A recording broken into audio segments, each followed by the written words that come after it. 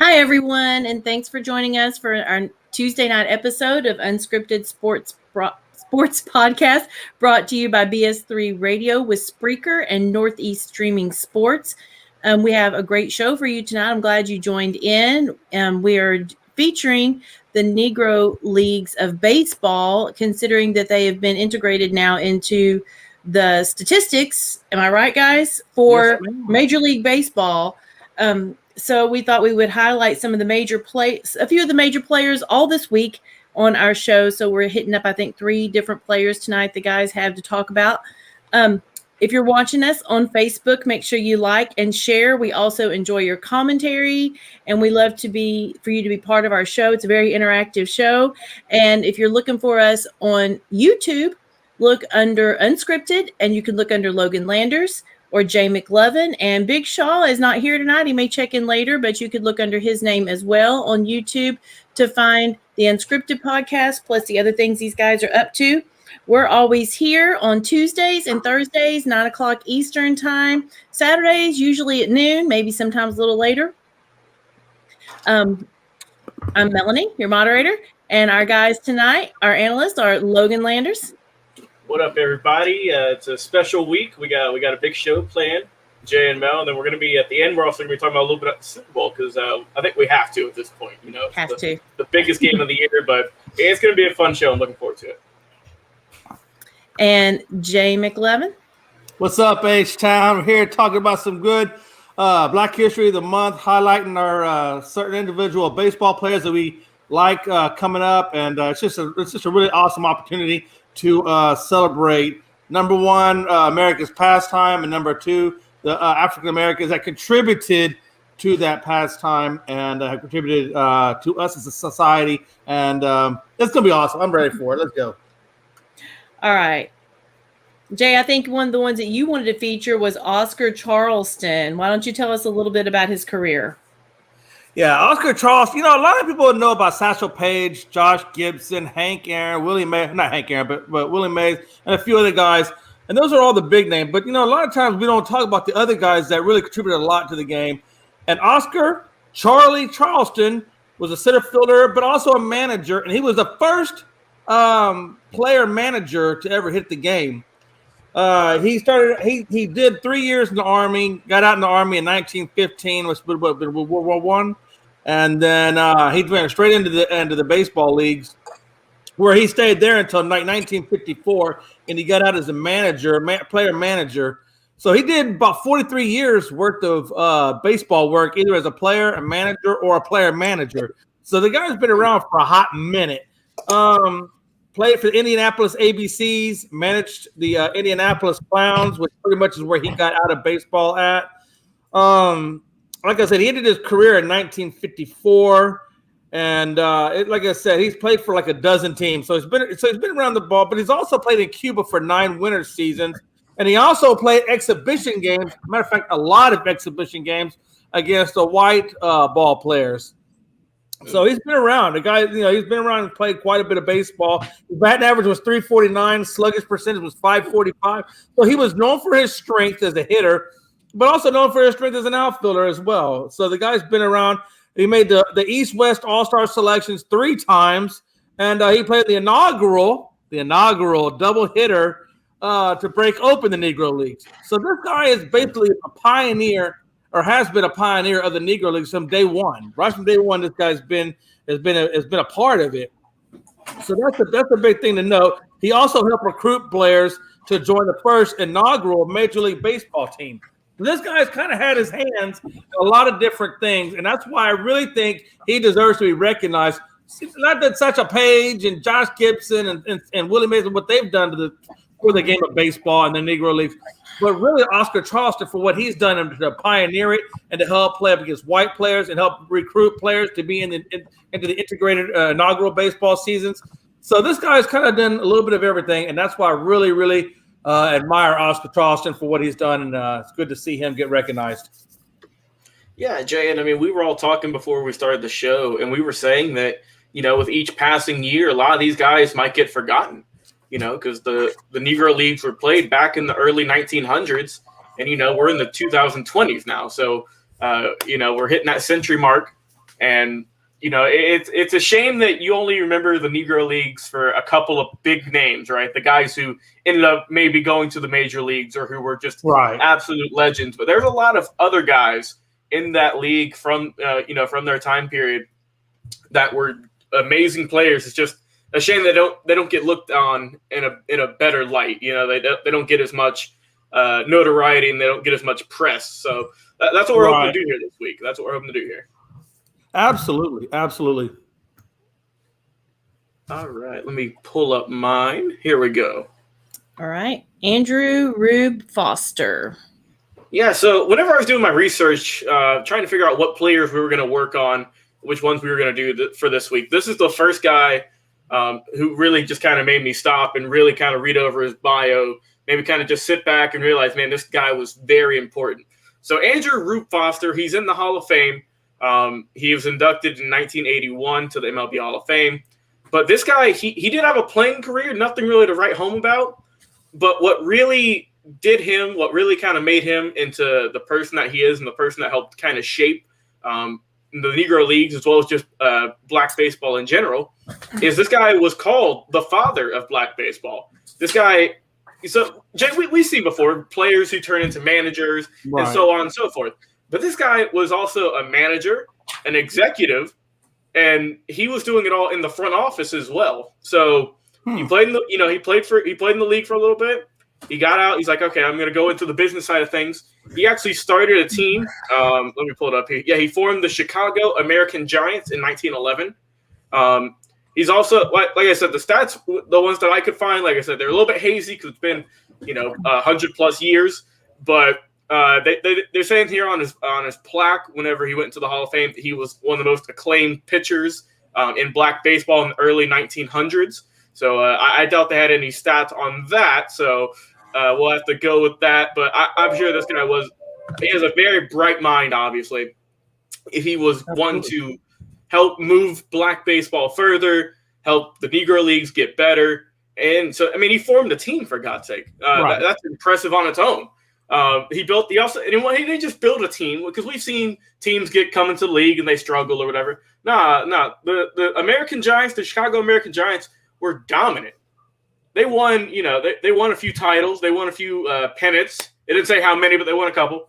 And this guy was impressive. He was all the way up to the 1926 season is when he stopped and he pulled out. But he left a lasting impact.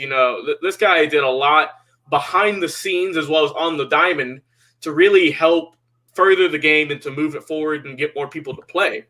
So also here, Jay, I'm looking over his biography here from the Baseball Hall of Fame. His team, they won 44 games in a row. So he was doing something right on that team. He was doing something right. He was getting the good players.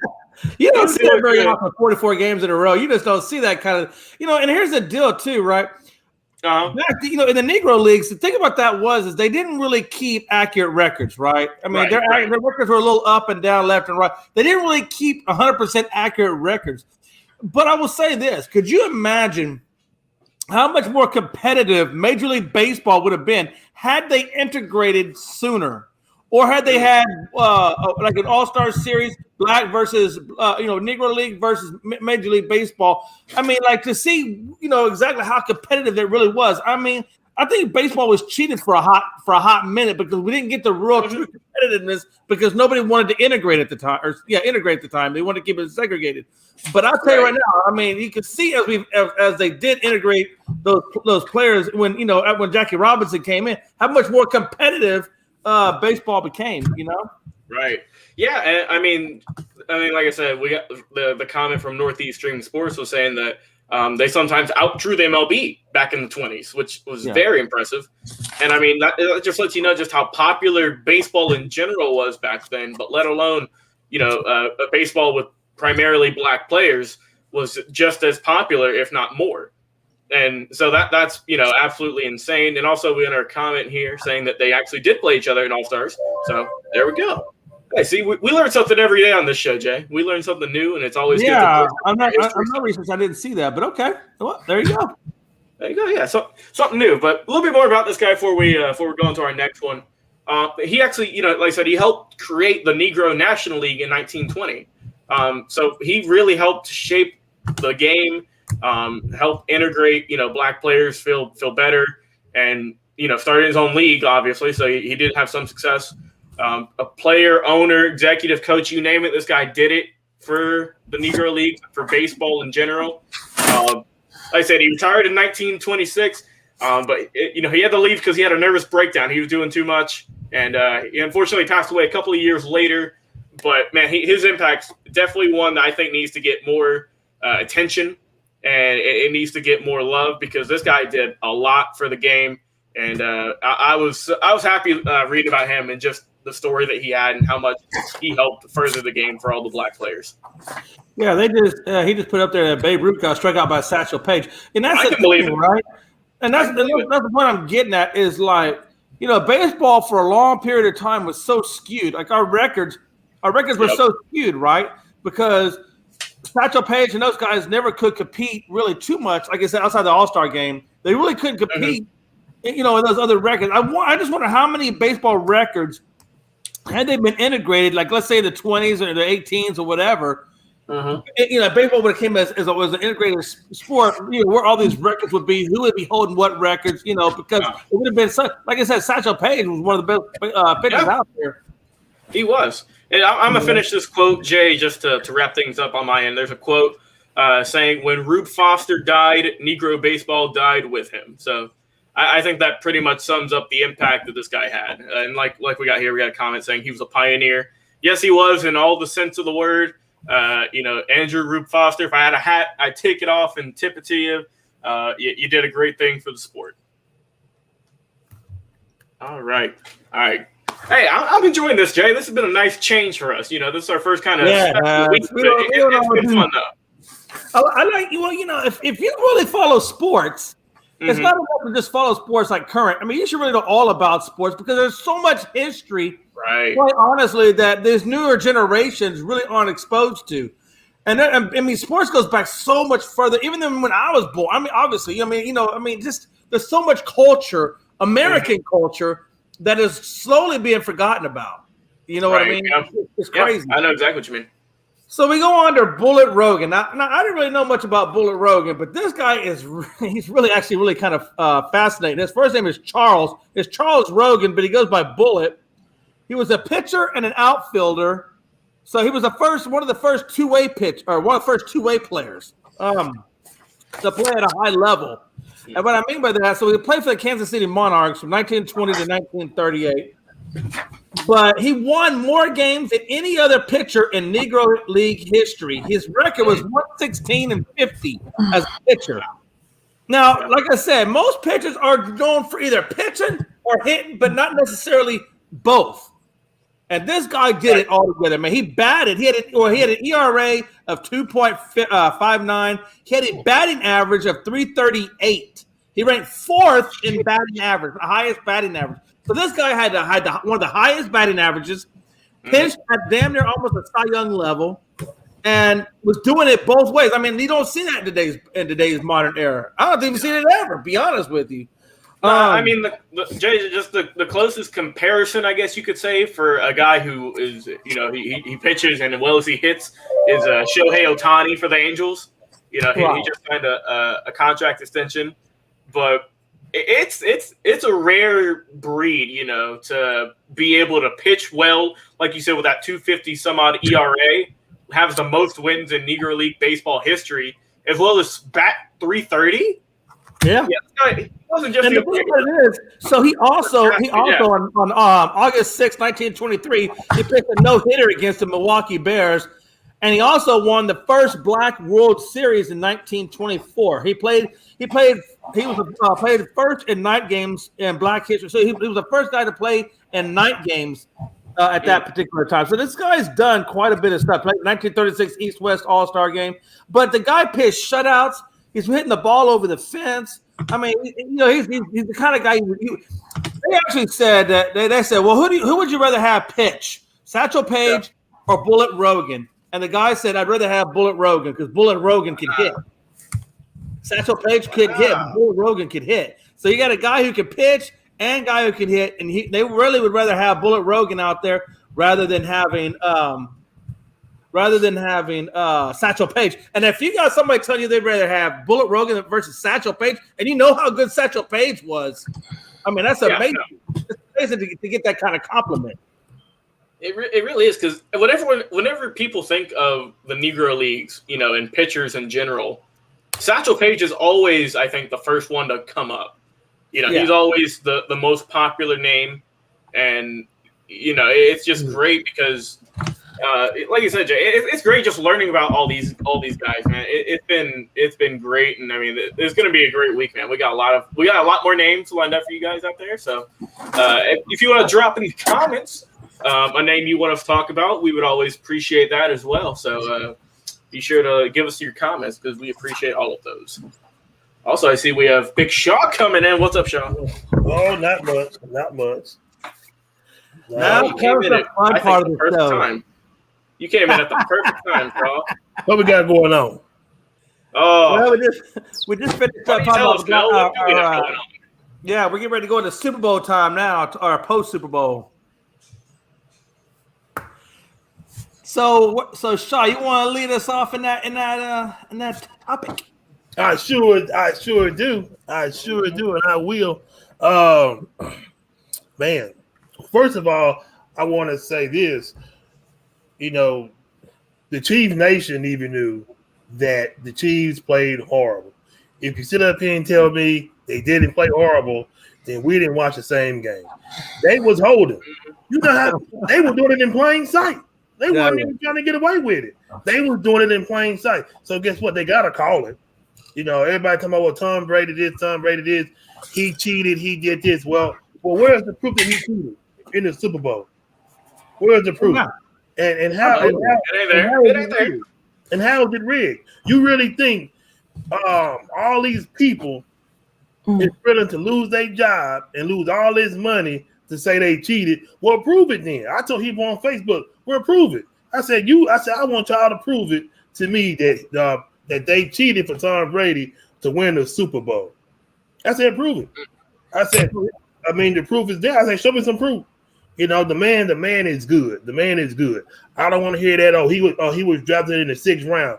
What they got to do with Tom Brady? What they got to do with anything? That has nothing to do with nothing. It has absolutely nothing to do with anything. I've been telling people all day, they don't talk to me on Facebook no more.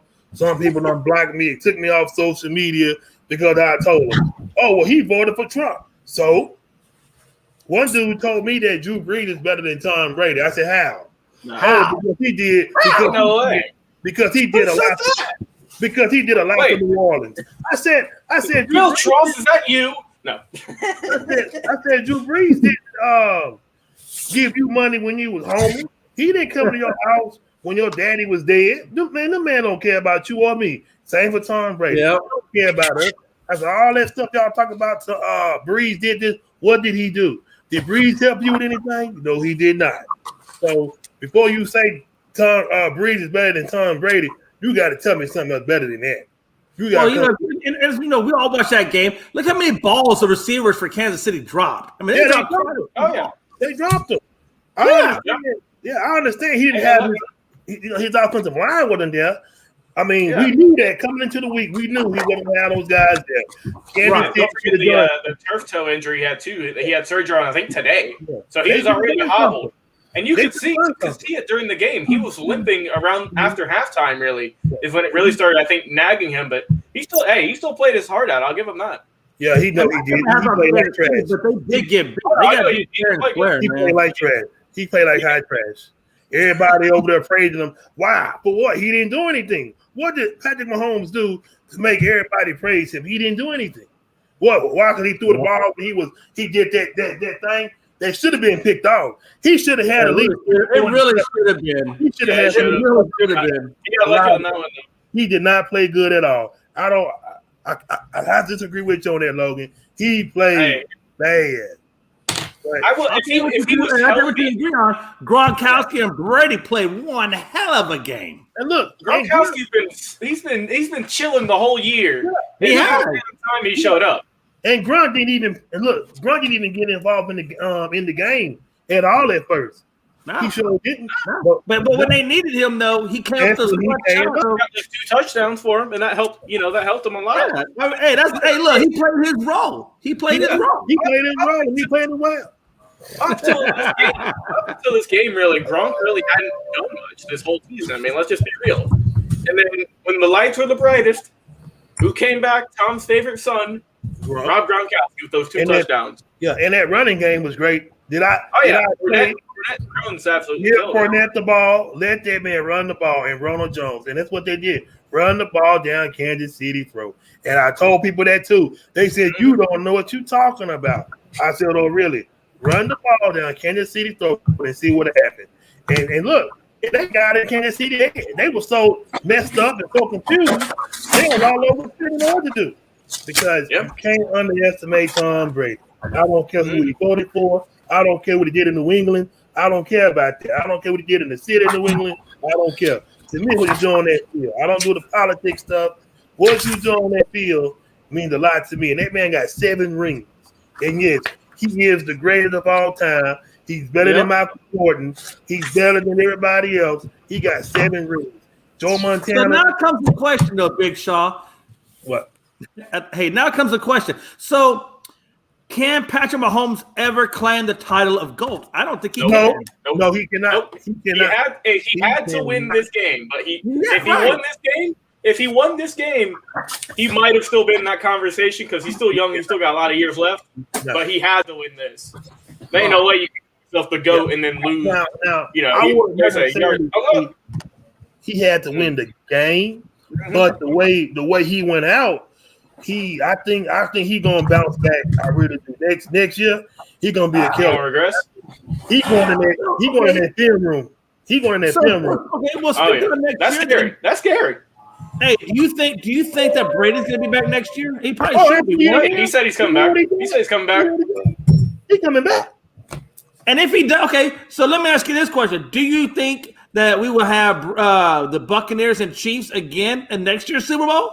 I don't know because Mahomes. I don't know about that one. I don't know. I do know that that Mike Evans said he was willing to take a pay cut to give some of the guys more money. So if them guys they're going to try and keep their core. Which is great. If you get the core Buccaneers and you get the core Chiefs, if these 2 teams come back and they're able to keep these teams together, I mean, do you see that playing out, or do you think that that's a fluke and probably won't happen again? Because Mahomes is mad. And he could have played good. Mahomes is mad. Mahomes ain't number 26, 25, 26. Mahomes is going to go in that film room. I'm telling you what he's going to do. He's going to go in that film room tomorrow or after that surgery. He's going to look at everything he done. He's going to get that off of the blind straight. He's going to get his stuff straight. I'm telling you.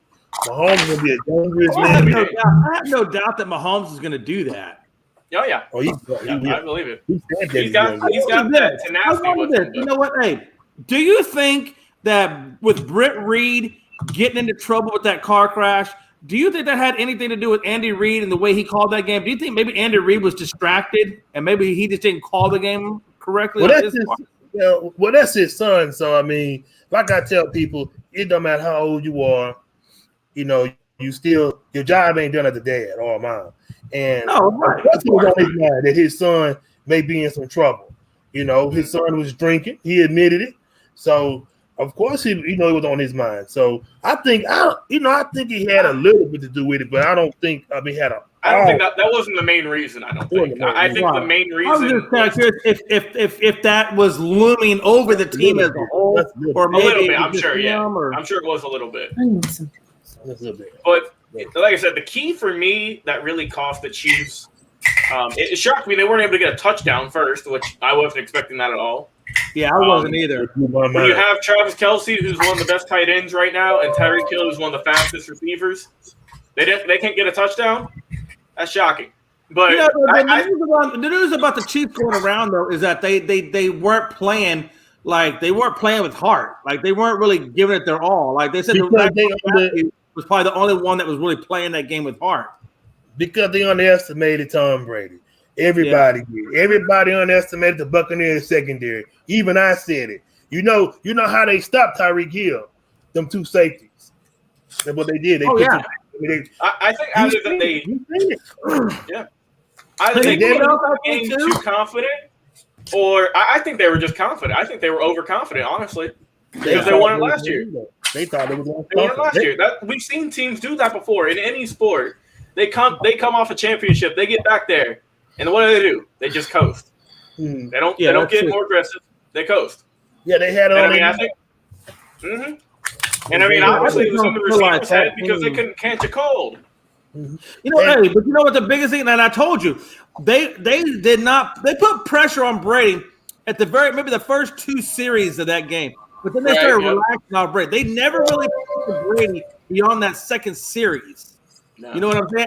And I told you, if you don't pressure Brady, he's going to pick you apart. He's going to take you to town. And he did that. He literally I watched that guy just sit there in the pocket and just throw after throw with very little pressure at all. But Patrick Mahomes was under a good deal of pressure from Pierre Paul and White and so forth. Yeah, I think Mahomes. Look, everybody's crying. Yeah. Everybody crying because Mahomes got hit hard by I can't say his name. I'm going to butcher his name. Sue. Everybody crying. He got hit too hard. Look, this is the NFL. This is the NFL. It's the Super Bowl too. Yeah, and then his mama making him look bad, talking about they was set up. They were set up. They set her son up. She need to sit down and shut up. You know, your son is grown. Your son is grown. He knew this is a violent sport. So just sit down and shut up. Your son is gonna be fine. Nobody betting against your son. But what got me was everybody betted against the Buccaneers. And I'm glad y'all all broke because y'all should listen to me, Jay and Logan. He said, go with Tampa Bay. Listen to his experience is over everything. Tom Brady been to too many big games to say you're going to go with Patrick Mahomes. Come on, man. Y'all crazy. Y'all crazy. But we've all, everybody on Unscripted, including the Big Show Sports Show, we've all been saying Brady. We've all been saying it. We kept saying it. Well, Kansas City has speed. Kansas City has Mahomes. Yeah, but they don't got Brady. They don't have the defense that Tampa Bay was bringing. Yeah. And they didn't do it. Mm-hmm. Yeah. Now, here's the question, though. Do you think Tom Brady can win at least 2 more Super Bowls, or do you think that it would be unrealistic for him to win 2 more with Tampa, given the team that he has to keep that team together? It almost happened, Jay. If he wouldn't got beat by Eli Manning twice, he would have got 10. And what's that guy that beat him? Who else beat him? Who else beat Tom Brady? Eli Manning. Nick Foles. He would have had 10. He would have had 10 championships. He had 10 championships. Yeah. 10. But hey, let me ask you this. If Brady can win 2 more Super Bowls with Tampa, that would give him a total of 3. How would he go in? Would he go in as a Tampa Bay Buck or New England Patriot?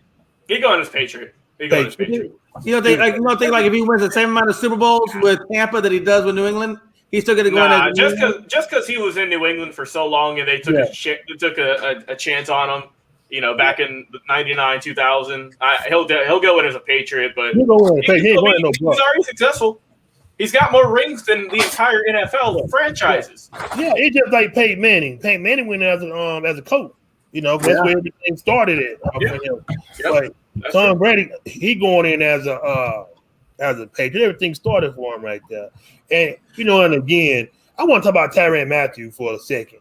Now, everybody want to come to his defense for what?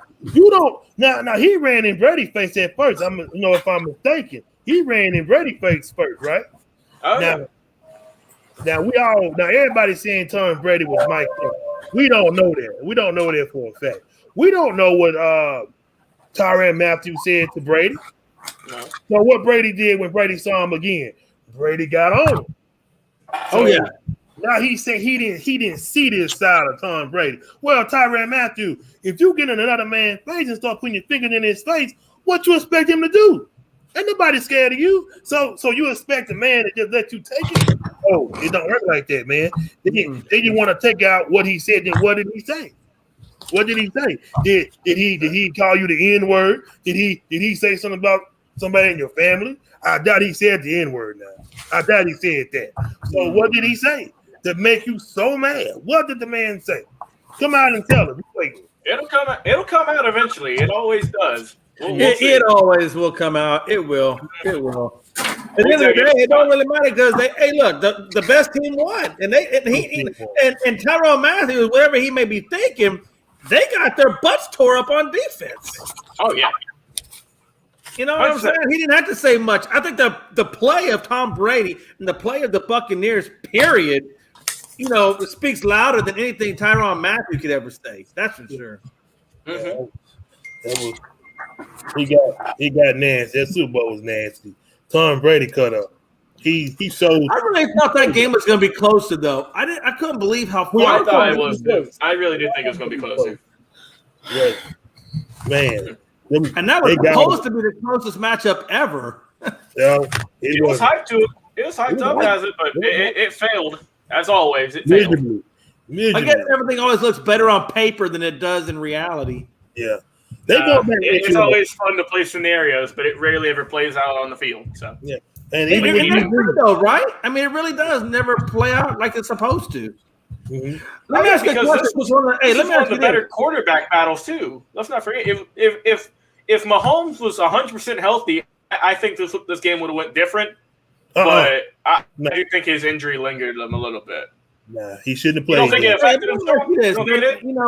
Not to go out the Super Bowl, but now we got Russell Wilson out there talking about how he's got displeasure in the offensive line because he thinks he's taking too many hits and things like that. Do you think Russell Wilson's going to get traded? No, he ain't going nowhere. You don't think he wants some help? The actual club would trade him. Do you think he would ask for help? No, he asking for help. He ain't asking for no trade. He asking for help. He needs help. Right. The man getting he needs help. That's all. That's all he's saying. Get help. He's using some leverage right now, Jay. He's their franchise quarterback, so he can puff his chest out a little bit, and he can say, "Look, I need some help." Mm-hmm. All right. He really does need to get help. I mean, because I think he was sacked a lot, like 300 some odd times. Yeah, I think it's 300, 400. His career. I'm talking about his career. I think it's like 394 times in his career, something like that. That's a lot. He's been sacked quite a bit. So I don't blame him for wanting to get more help. And everybody needs help. I mean, God knows Burrow really needs help. Oh God, yeah. Number one team that needs help on the offensive line.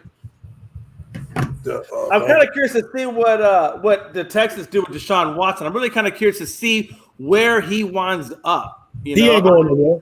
He ain't going nowhere. I mean, he's going anywhere? He ain't going nowhere. See, he got a no trade clause in this contract. All he got to do is waive it. That's all he got to do. Waive your no clause, your no trade clause, telling you want to get out of there.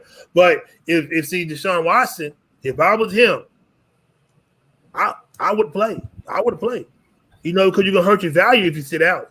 If I was him, right, exactly. That's true though. And he's still on contract. He's still getting paid. Yeah, because that money gonna eventually run out. I don't care how much money you got. That money gonna eventually run out. So if I was him, I would play. Well, right, and that's what I'm saying. You play to the end of your contract, and then you can, and after that, you can either ask for more money from them, or try if you can, or you can just go as a free agent. But the only thing that would hurt Deshaun Watson is if the Houston Texans put the franchise tag on him. That's the only thing I think that would hurt him. That'd be cruel if they did that. In terms of wanting to leave Houston, you know what I mean? Right. I know. I saw I think today actually that the Texans. Once again, they're pissed at their team because I think they fired the equipment manager or something. And I was reading up on it, and they said that's one of the closest guys in the locker room because they can talk with them. It's not a coach. They can get away from the coach. They can get away from the owner and just talk to their equipment guy. So they got rid of him. Now, why they fired him? Why they fired him? Do what?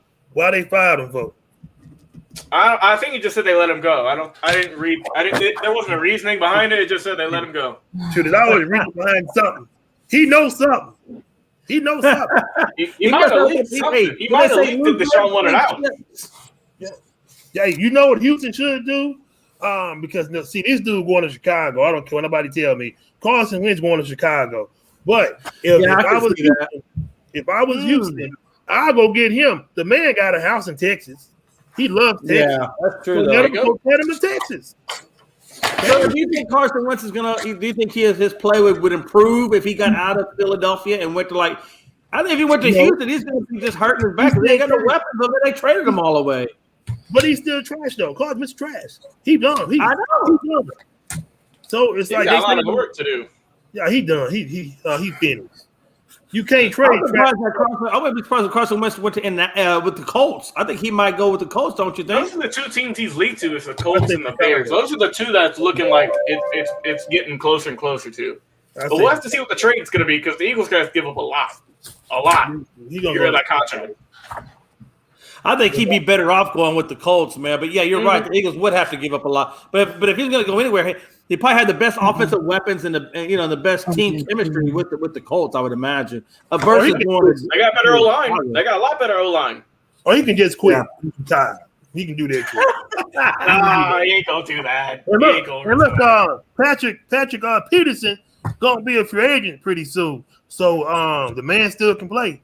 So he need a home. That's gonna be kind of interesting to see where he goes. He need a home. And God knows Dallas could use help in our secondary. There you go. Dallas' secondary is just rough right now. Well, he is at the end of his career, so he can go to Dallas. It don't matter. He'll get a cheap deal. He'll get somewhere cheap. He can go to Dallas. I think he'll pick up a 1 year or 2 year, like you said, on the veteran minimum, maybe. He's in his 30s, so I mean, usually that's when guys start to decline. So he's not going to get a whole lot of money. I mean, he'll get a 1 year, maybe a 2 year at most. That's what I see. Oh, and one more thing. I want to talk about the Hall of Fame right quick. I heard, matter of fact, I seen it. Tony Romo can go into the Hall of Fame next year. I said, oh, no. I said, we're going to stop it right there. If you put Tony Romo in the Hall of Fame, you might as well put Phillip Rivers. You might as well put Rex Grossman. You might as well put Jake Cutler. You might as well put Danny Waffle. You might as well put Joe Flacco on them. Put them all, Vince Young. Put them all in the Hall of Fame. Well, Joe Flacco has a legitimate case to get the Hall of Fame. At least he won a Super Bowl. But I wouldn't put him in there either, just because he got a Super Bowl. But yeah, I don't think Romo belongs in the Hall of Fame. And I'm a Cowboys fan, and I would say that because I don't think he hasn't done enough. He hasn't won any playoff game. He didn't win it right. And Tony Romo is a great regular season quarterback. He was just terrible at postseason play. When he missed that kick, that kick. Oh yeah, that field goal. That was stupid. Hey, he said laces out, Dan. And I also want to say this guy name too. He needs to get in the Hall of Fame. And I hope Shannon Sharp hears me. And I hope he put me on this show when I say this. Sterling Sharp needs to get in the Hall of Fame. He's not enough either, though. I mean, I hate what happened. I know he was a great player. I ain't finished, Jay. I ain't finished. That's why I say Sterling Sharp should get into the Hall of Fame. You know, and Jerry Rice said this, Jay. Sterling Sharp, if he wouldn't have got that neck injury, this came out of Jerry Rice's mouth, he would have passed him up. You know how close they stats is, Jay? They stats is like neck to neck, but their neck injury forced him to retire early. Oh, yeah. Could you imagine how good Bo Jackson would be if he didn't mess up his knees? Yeah, that's what I'm saying. Bo Jackson probably would have been the best running back to ever suit up. That's right. He was just that good. Yeah, and Sterling Sharp would have been the GOAT, but he had that neck injury. And I argue people every day. Oh, well, Jerry Rice is the GOAT. I said, he's the GOAT by default. I said, go look at Sterling Sharp stats before he got injured. Jerry Rice was the only one was running with him. That was it. When he got a neck injury, that was it. That was done. Oh, yeah, right. That man should be in the Hall of Fame. Well, you know, the way I look at it now is they kind of already set that precedent when they let Megatron into the Hall of Fame, and he didn't play a full career either. So if you're gonna let Megatron in, then you almost have to backdate and look. I guess let Shannon Sharp in because or even let Terrell Davis. They all had career-ending short-cut seasons. They in the Hall of Fame. No, but I'm saying is if you let, since they let Terrell Davis and since they let them, they should automatically allow Shannon Sharp because of that. Because you can't. This guy, Yeah, Sterling. Yeah. But they can't. I guess what I'm saying is they can't use length of service to determine whether or not you should be in the Hall of Fame. Because if that's the case, then we all know Frank Gore should be in the Hall of Fame. Yeah, I mean Calvin Johnson played. He didn't play. I don't think he played 10 years, did he? Calvin Johnson. I think. What did he play? 8 or 9? I think it was less than 10. Wasn't it? Let me see. Okay, he played from 2007 to 2015. Yeah, so not even 10 years. Yeah, that's like 8 years. Yep. He in the Hall of Fame. Yep. He retired before he was 30, and he got in the Hall of Fame. He was a monster, though. He was a monster. I can't. Oh yeah. He was a monster. But Sterling Sharp was cool. He was good. It's him and Barry Sanders are two of the most highly productive offensive weapons the Lions ever had. Let's just be real. Hey, it's too bad that Stafford, Sanders, and Megatron weren't all on the same team. They might actually won something then. Yeah, you know what? And actually, Golden Tate in his prime with Detroit was actually really good. Hey, Golden Tate good. They got Kenny Golladay right now. He's probably going to leave, so he's pretty solid. Oh yeah, man. All right, Mel. Let's end things for tonight. All right. Thanks, everyone, for joining us here on our Unscripted Sports podcast. Like I said, we're always here Tuesday, Thursdays, 9 o'clock Eastern Standard Time. If you're watching us on Facebook, make sure you like and share. On YouTube, look us up under Unscripted with any of these guys' names: Logan Landers, Big Shaw, Jay McLovin. I'm sorry, I forgot to say Saturdays at noon Eastern Standard Time. We are brought to you by BS3 Radio with Spreaker and Northeast Streaming Sports. Y'all have a nice night.